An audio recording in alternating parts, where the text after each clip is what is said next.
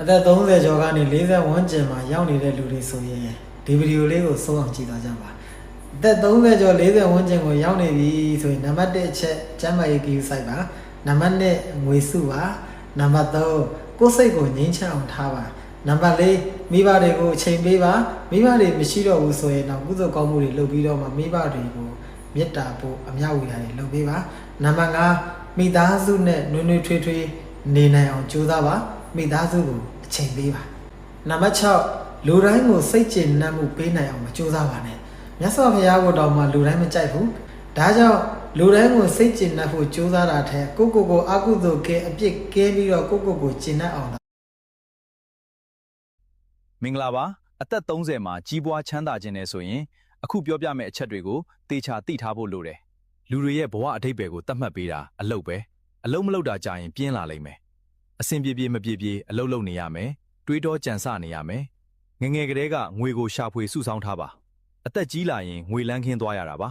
မိတ်ဆွေတွေကိုပတ်စံမချီးပါနဲ့ငွေကောမိတ်ဆွေကောဆုံးရှုံးရတတ်တယ်ဘယင်တယောက်လိုနေနိုင်ဖို့အစေခံတယောက်လိုအလုပ်လုပ်ရမယ်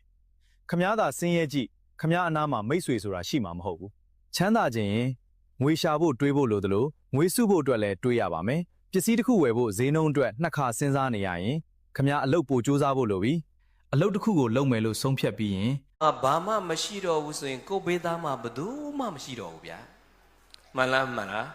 ကိုမှငွေတွေလည်းမရှိတော့ဘူးယာတုလည်းမရှိတော့ဂုံတွေလည်းမရှိတော့ဘူးဆိုရင်ငွေတွေယာတုတွေဂုံတွေရှိတော့ငါဝိုင်းလေနေတဲ့သူတွေကကိုမှဘာမှမရှိတော့ဘူးဆိုသူတို့လည်းဘယ်သူမှကိုဘေးနားမှမရှိတော့ဘူးမှန်လားတော့ကိုအတွက်မိတ်ဆွေစစ်ကကိုတိုင်ပဲပြိတ္တ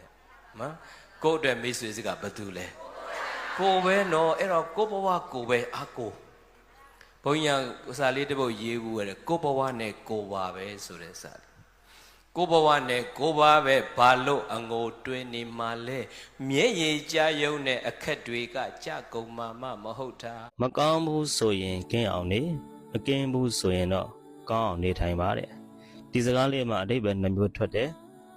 လူမှုအတိုင်းဝိုင်းမှာပဲဖြစ်ဖြစ်လုပ်ငန်းခွင်မှာပဲဖြစ်ဖြစ်